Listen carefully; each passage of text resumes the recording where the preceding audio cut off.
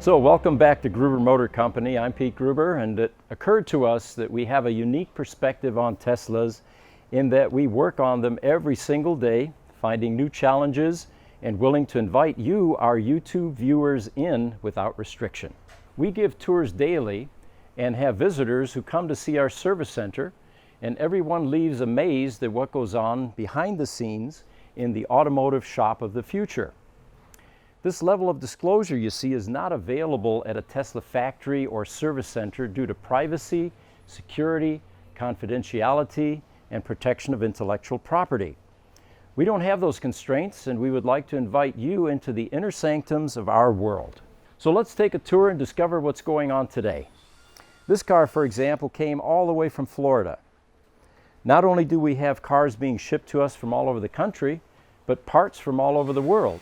We've got a pen coming in from Japan right now, another one from Europe, and what we end up doing is rebuilding these parts or repairing the cars when they come in. This particular car came to us with a number of issues. The first thing that we did was cosmetic. Those wheels, for example, had serious curb rash. We powder coat and refinish them. They look like brand new when they're done. It also needed a power electronics module upgrade, a PEM upgrade, which is done in our lab, and we'll walk through there in a moment. And then finally, there are some cosmetic things like the interior here. Luca is working on the console. What is it you're doing this morning with this? So we have a binnacle here that has some bubbling going on, so cosmetic issue obviously. So I'm going to remove it so we can refinish it and then make it look obviously like factory, and then that way it's back to normal.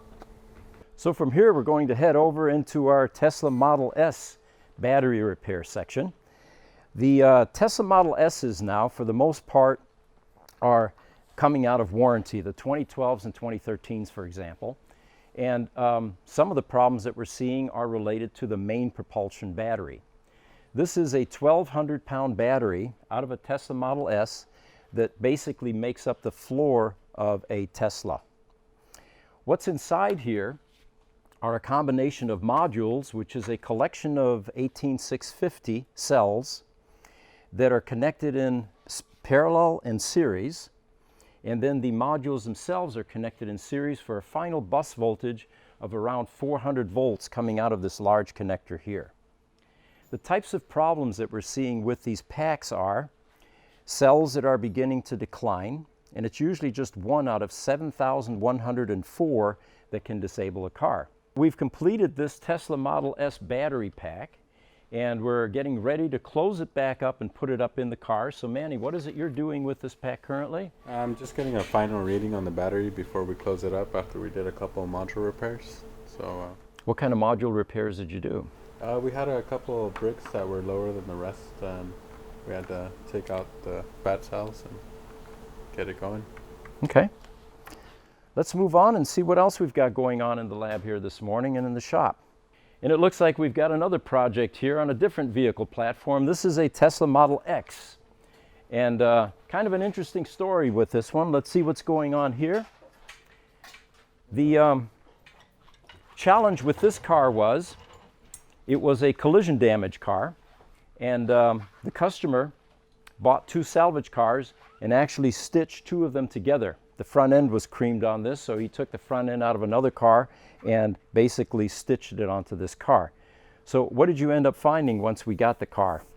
Oh, well, when we got the car, we found some steering problems with it.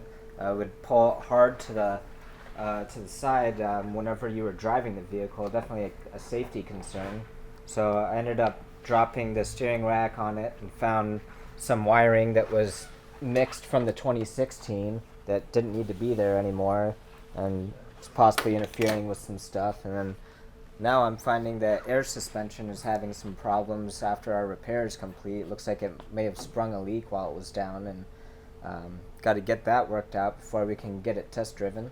So one of the things that we also look for with cars like this that have been basically collision damaged and then put back together is there are concerns about the frame, the quality of welds, and how well the car is going to be able to maneuver on roads in the future.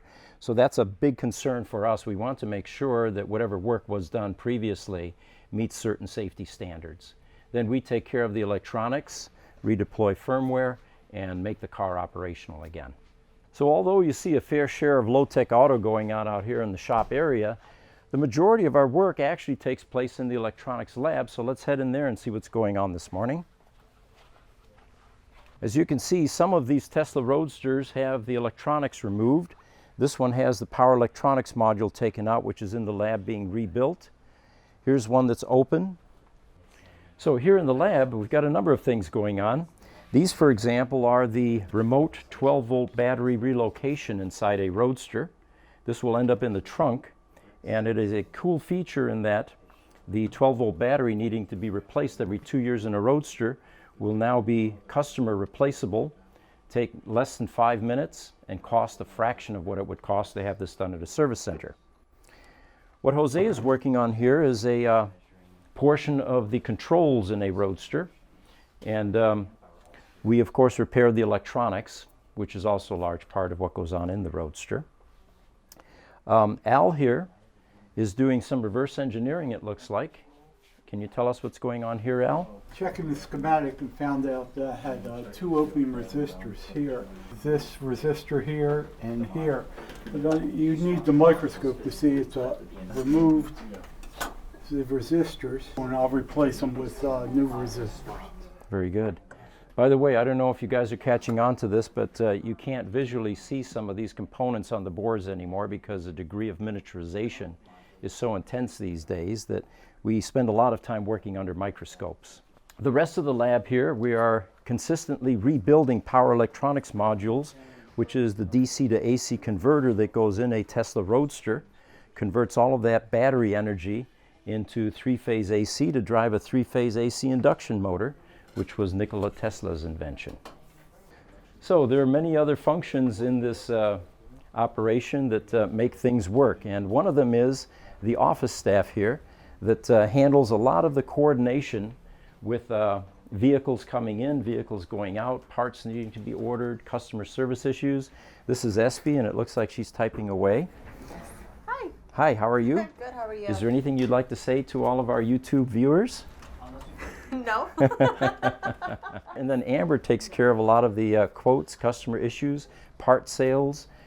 It requires a real team effort to provide the kind of excellence that we always promote and are able to deliver here.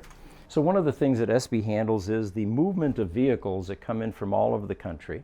And it sounds simple, but it's really not. You constantly have to coordinate. You have to make sure that the transporters are able to pick up. And there are oftentimes things that prevent that, from natural disasters to riots in LA right now.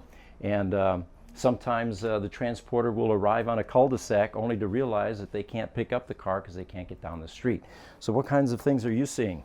Well, like you mentioned, weather or riots going on, events going on around the state, country, and also transporters who are very confident that they are able to move these brick to Roadsters, and once they get there, unfortunately, because these are electric vehicles, they're a little bit more difficult to start up and tow into the transport. So oftentimes they opt out and have to go ahead and arrange a transport last minute, which can be a little bit difficult depending on the route.